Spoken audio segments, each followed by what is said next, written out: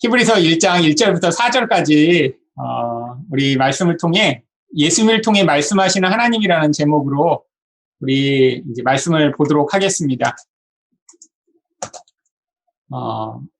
예, 읽으실 때 우리 같이 여러분 읽으시면 좋겠어요. 1절부터 읽겠습니다. 옛적의 선지자들을 통하여 여러 부분과 여러 모양으로 우리 조상들에게 말씀하신 하나님이 이 모든 날 마지막에는 아들을 통하여 우리에게 말씀하셨으니 이 아들을 만유의 상속자로 세우시고 또 그로 말미암아 모든 세계를 지으셨느니라. 이는 하나님의 영광의 광채시요 그 본체의 형상이시라. 그의 능력의 말씀으로 만물을 붙드시며 죄를 정결하게 하는 일을 하시고 높은 곳에 계신 지극히 크신 이의 우편에 앉으셨느니라. 그가 천사보다 훨씬 뛰어남은 그들보다 더욱 아름다운 이름을 기업으로 얻으심이니. 네, 1절부터 4절까지 원래 헬라어 원문으로 읽으면 이게 이제 하나의 문장으로 되어 있습니다. 그래서 이제 2절이 주제 문장이고요. 그리고 1절과 3절, 4절은 이 주제 문장을 이제 설명하는 그런 보조적 문장으로 담겨 있고요. 그래서 이 1절부터 4절까지가 이제 한 단락으로 같이 볼 수 있습니다. 이제 이 옛적이라고 얘기하는 거는 구약 성경을 얘기하는 거예요. 그런데 이제 구약의 선지자들을 통해서 하나님이 구약에는 말씀하셨다라고 이야기를 합니다. 왜 선지자들을 통해 말씀하셨을까요? 이 선지자들이 바로 예수님의 말씀과 사역을 모형적으로 보여줄 수 있었기 때문입니다.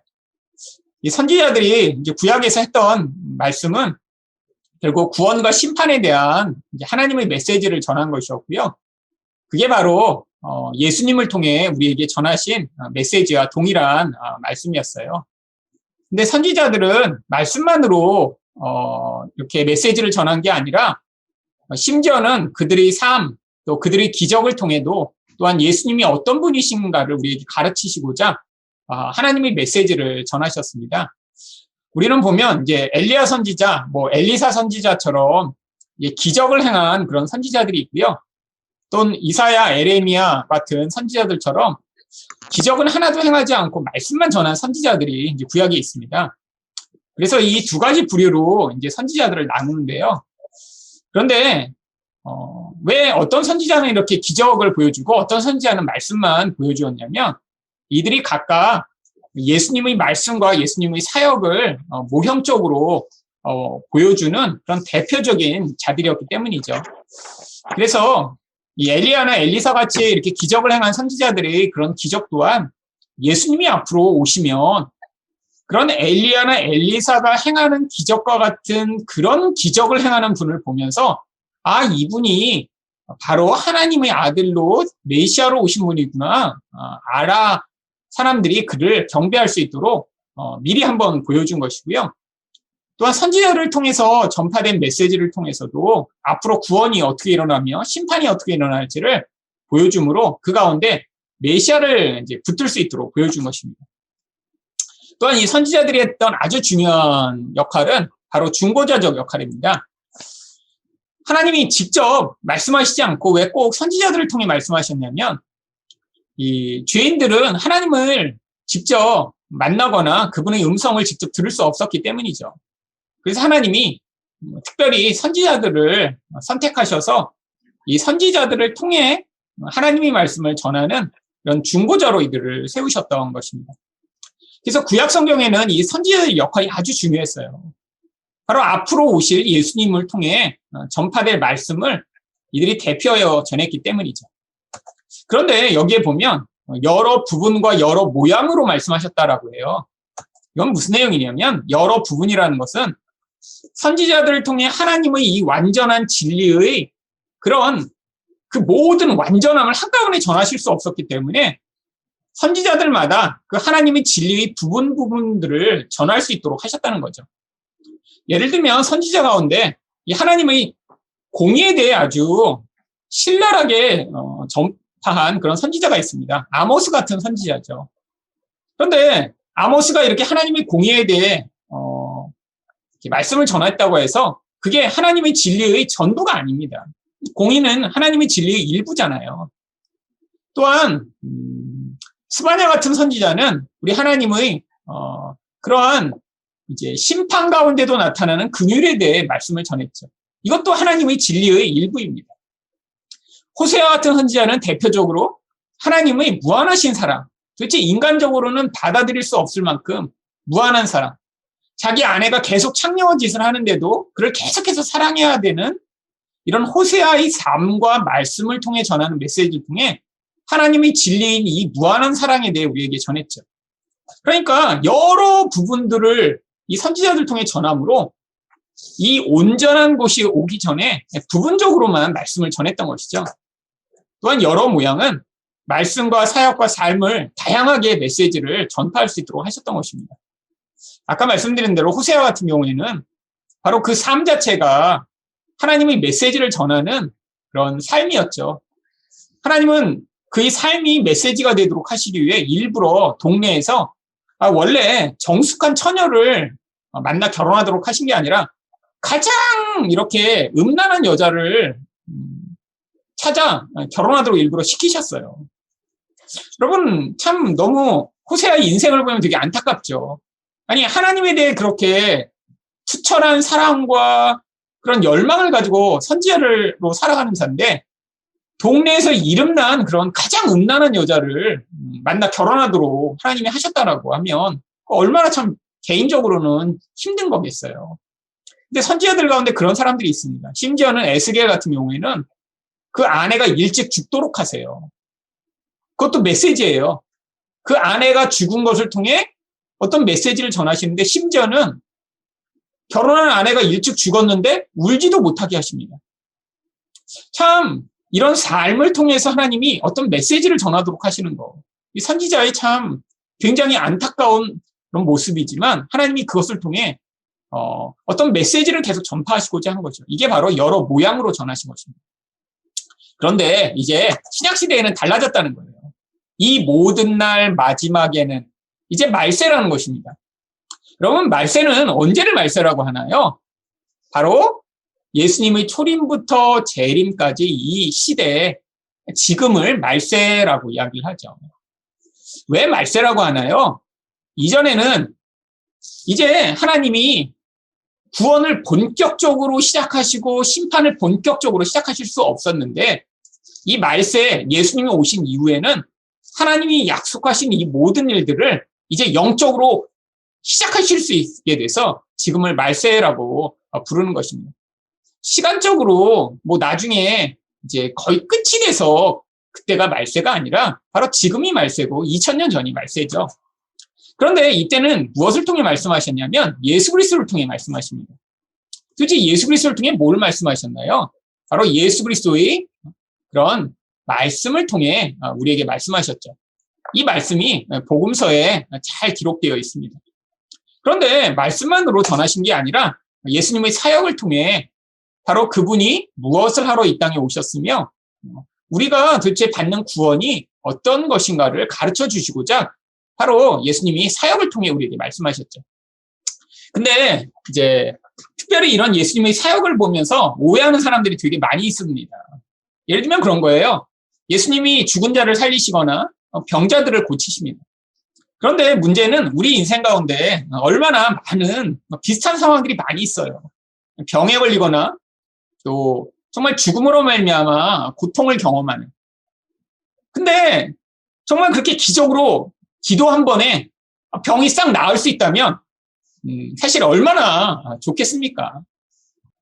근데 인간이 가지는 이런 한계, 뭐 뼈도 부러지고 뭐 이런 연약한 부분들을 분명히 지나가는데 그 과정 가운데 사람은 반드시 그런 어떤 신적 능력에 의해서 치유받고자 하는 열망을 반드시 가지게 되어 있습니다. 근데 예수님이 병자들을 치료하셨잖아요.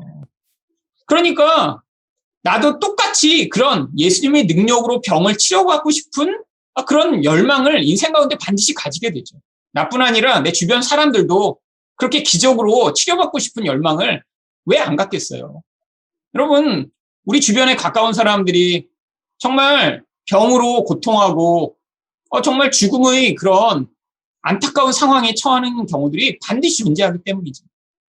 그런데 예수님이 오셔서 사역을 통해 말씀하셨다라고 하는 거는 예수를 믿으면 2000년 전에 예수님이 고쳐주신 대로 지금도 똑같은 그런 기적이 일어나서 바로 그런 병이 낫게 된다는 걸 우리에게 가르치시려고 하시는 것이 아니라 예수님이 바로 치료하시고 온전케 하시고 구원하시고자 하는 것이 무엇인가 하는 그 본질을 우리에게 가르쳐 주시고자 한 거예요. 사역을 통해. 그래서 그게 말씀이고 메시지가 되는 것입니다. 단순히 병을 고쳐 주시는 게 아니에요. 여러분, 그래서 예수님이 고쳐주신 병자들을 한번 보세요. 다양한 병들을 고쳐주시지 않습니다. 늘 보면 비슷해요. 대부분 가장 많이 나오는 병자가 뭐죠? 눈이 안 보이는 장님이요. 귀가 안 들리는 귀머거리요. 몸을 움직이지 못하거나 손을 쓰지 못하거나 하는 중풍병자요. 몸에 문둥병이 든 나병 환자들이요. 아니, 몇 가지 종류의 사람들만 예수님이 고쳐주십니다. 그리고 복음서에는 그들에 대해서만 기록이 되어 있어요. 왜 그런 거죠? 바로 그것이 예수님의 사역을 통한 메시지가 되기 때문이죠. 여러분, 지금도 예수 믿으면 그래서 안 보이던 장님이 눈을 뜨는 경우가 있나요? 없습니다. 아니, 그러면 어떻게 된 거죠? 바로 그 메시지가 지금도 동일하기 때문입니다. 예수님이 장님을 고쳐주신 이유는 지금도 장님이 예수 믿으면 눈을 뜨게 된다는 것을 우리에게 보여주시고자 한 게 아니라 바로 영적인 것을 보지 못하고 어두운 가운데 살아가는 자들에게 이제 예수를 통해 눈에 보이는 것만 보고 살아가는 그 자리로부터 눈에 보이지 않는 세계를 향해 눈을 열 수 있게 만드는 그 기적과 같은 일이 일어나게 돼서 예수를 만나기 전에는 눈에 보는 것만 의존하고 살다가 이제 예수님을 통해 보이지 않는 하나님과 생명을 사모하고 의존하는 자가 된 것, 그게 바로 장님이 눈을 뜨는 그런 놀라운 기적이기 때문에 그 예수님의 사역을 통해 그 기적이 일어남을 우리에게 가르치시고자 한 거죠. 귀머거리도 마찬가지입니다. 모든 자들은 바로 우리의 영적인 귀가 다 먹어서 하나님의 말씀을 들어도 무슨 말씀인지 깨닫지 못하고 결국 나의 유익과 나의 만족만을 위해 살아가는 존재인데 하나님이 우리의 귀를 열어주셔서 이제 하나님의 음성에 귀를 기울여 바로 우리를 구원하시는 그 놀라운 메시지를 듣게 된 그 놀라운 일이 예수를 통해 일어남을 보여주시는 거죠. 여러분, 손 마른 자나 중풍병자가 고침을 받는 것은 무엇을 보여주시고자 한 거죠? 바로 우리가 중풍병자는 머리로는 알지만 행할 수 없는 바로 모든 인간을 얘기합니다. 여러분, 인간은 다 좋은 건 다 알고 있어요. 사랑하면 좋다, 용서하면 좋다, 분내지 않으면 좋다, 미워하지 않으면 좋다. 다 알고 있죠. 여러분, 근데 문제가 뭔지 아세요? 우리는 아는 대로 살지 못합니다. 화내지 말아야지. 근데 화내요. 여러분, 자기 자신에 대해서나 다른 사람에게 가장 많이 하는 말들이 뭔가요? 나 다시 짜증내지는 않을게. 앞으로는 절대로 화내지 않을게. 나 절대로 앞으로는 화내지 말아야지. 여러분, 얼마나 많이 결심하나요? 근데 우리는 결심대로 살 수가 없는 존재입니다. 왜? 인간을 지배하고 영향 미치는 그 영적 영향력이 너무 강하기 때문이죠. 이게 바로 우리의 본질이에요. 근데 우리가 할 수 없는 가장 큰 본질이 뭐냐면 자기 중심성에서 벗어나 결국 하나님과 같은 사랑하는 삶을 살게 되는 게 가장 불가능한 일입니다. 노력해서 불가능한 거예요. 그래서 하나님이 중풍병자 같은 우리를 바로 생각만 하지만 할 수 없는 그 자리로부터 치유하시는 능력을 보이심을 보여준 거죠. 납병 환자들은요, 바로 죄의 가장 무서운 모습을 이 납병이 보여줍니다. 전염되죠. 모든 감각을 빼앗아가죠. 그래서 결국 죽음에 이르게 만드는 이 납병처럼 죄가 우리를 파괴하는데 예수님을 통해서 우리가 구원받음을 보여주는 거죠. 결국 예수님의 사역이 메시지가 됩니다. 그래서 예수님이 말씀을 사역을 통해 하신 거죠. 또한 예수님의 삶을 통해 우리에게 말씀하세요. 하나님이 누구신가? 얼마나 큰 사랑으로 우리를 용납하시는가? 그분의 십자가에서 죽으심을 통해 하나님의 사랑과 공의가 무엇인가를 우리에게 다 보여주셨습니다. 결국 이 예수님의 말씀과 사역과 삶을 통해 이제는 말씀하신다라고 하는 거죠. 그래서 이 진리가 구약 시대에는 여러 선지자들을 통해 부분적으로 다양한 방식으로 나타났는데 이제는 완전하고 충만한 계시가 가능하게 된 것입니다. 그런데 이제 이 예수님이 누구신가 이 히브리서 기자가 설명하고 싶은 거예요. 그래서 2절 하반절에 보면 이 아들을 만유의 상속자로 세우시고 또 그로 말미암아 모든 세계를 지으셨느니. 하나님이 예수님을 통해 말씀하시는데 이 예수님을 두 가지로 명확하게 설명합니다. 만유는 온 세상 만물을 만유라고 하죠. 존재하는 모든 것. 그래서 예수님이 만물의 소유주래요. 근데 그 만물 가운데 뭐가 들어갑니까? 인간이 다 포함되죠. 또한 모든 만물의 창조주가 예수님이 되신대요. 근데 왜 이 이야기를 하는 거죠? 여러분 생각해 보세요. 세상에 존재하는 모든 것, 그리고 우리가 바로 예수님의 소유물이며 또한 예수님이 우리를 창조하셨다면 그러면 당연하게 우리에게 요구되는 게 뭐냐면 우리의 소유주며 창조주인 그분의 말씀을 들을 때 우리가 반드시 순종해야 함을 이야기하고 있는 것입니다. 여러분, 아니 우리 창조주고 우리 소유주인데 우리에게 그분이 말씀이 들릴 때 우리가 거부한다면 거기에서 뭐가 갈라지는 거죠? 구원과 심판이 이제 갈라지게 되는 거예요. 여러분, 창조주라면 분명히 뭐가 가능할까요? 파괴가 가능합니다. 그렇잖아요. 집에서 애들이 레고를 만든 다음에 내가 만들었으면 내가 뿌개는 게 가능하잖아요. 예수님도 예수님이 창조주시고 소유자예요. 그러니까 자기 마음대로 그것들을 멸망과 심판으로 보내는 게 가능한 것입니다. 이제 예수의 말을 듣고 그분을 믿지 않으면 결국 거기서 영원한 저주와 영원한 생명의 길이 갈라지게 됨을 보여주고 있는 거죠. 3절, 4절에선 그래서 이 예수님에 대해서 6가지로 그 예수님이 얼마나 탁월하고 어떤 분이신가를 우리에게 이야기해주고 있습니다. 근데 이건 배경이 있어요. 왜냐하면 이제 이 히브리서를 받는 이 히브리서의 이 수신자들은 이제 대부분이 이미 유대교 신앙을 가지고 있었던 사람들이 예수님을 믿은 사람들로 이제 추측이 되고 있습니다. 그러니까 유대교 신앙이 이미 있었던 거예요. 그러다가 이제 예수 믿었어요. 근데 문제가 이미 유대교로서의 그런 어떤 율법적인 이런 것이 강력하게 있으니까 예수님을 이런 분이다라고 이야기를 들어도 예수님을 온전히 믿게 되는 게 이게 쉽지가 않은 거예요. 여러분, 이 유대교적 크리스찬, 이들과 가장 유사한 사람들이 지금 안식교인들입니다. 여러분, 안식교가 굉장히 아주 유사 이단이에요. 그래서 미국 같은 데서는 이 안식교를 어떤 데서는 이단이라고 치질 않아요. 그래서 제가 이제 성경을 연구할 때 쓰는 이 이제 로고스라고 하는 성경 프로그램이 있는데 이 로고스라는 프로그램은 이제 뭐 목회자들을 위해서 이제 성경 주석이나 이런 것들을 만든 프로그램입니다. 근데 이 로고스라는 그 프로그램 안에서도 안식교 목회자들을 위한 프로그램이 따로 있어요. 그러니까 이 회사에서도 안식교는 이단이라고 치지 않는 거예요. 왜냐하면 그 목회자들도 성경을 보고 연구해서 제대로 가르치라고 아예 안식교도들을 위한 프로그램을 따로 만들 정도예요. 근데 이단입니다. 왜 이단인 줄 아세요? 되게 유사한데 이 안식교인들이 주장하는 게 뭐냐면 예수를 믿는데요. 근데 예수로 충만하지 않다라는 거예요. 예수로 충만하지 않으면 그럼 어떻게 해야 충만하냐면 예수도 믿지만 구약의 율법도 잘 지켜야 된다라고 생각한 거죠. 그러니까 예수만으로는 안 되고 구약의 율법을 잘 지킴으로 예수를 믿을 때 바로 거기에서 온전케 된다라고 믿는 이 믿음. 바로 이런 비슷한 배경을 가진 사람들이 여기 히브리서의 수신자들이었습니다. 그래서 예수님이 얼마나 탁월한 분인가 6가지로 이야기하는데요. 3절에 5가지 내용이 나오고요. 4절에 1가지 내용이 나옵니다. 3절에 무슨 내용이 나오네요? 예수님은 하나님의 영광의 광채래요. 여러분, 영광이라는 게 있는데 이 광채라는 게 뭐냐면 그 영광이라는 본질을 빛과 같이 아름다운 형태로 드러낸 것을 광채라고 얘기합니다. 하나님이라고 하시는 분이 계세요. 이분이 가지시는 영광과 본질이 있습니다. 근데 이거는 이 땅에 예수라는 분으로 드러나서 그 하나님이라는 분이 얼마나 아름답고 영광스러운가가 사람들이 볼 수 있는 형태로 나타났다는 거예요. 두 번째로 예수님은 하나님의 본체의 형상입니다. 이 형상이라고 하는 것은 보이지 않는 것들을 어떠한 형태로 드러내는 것을 이야기하죠.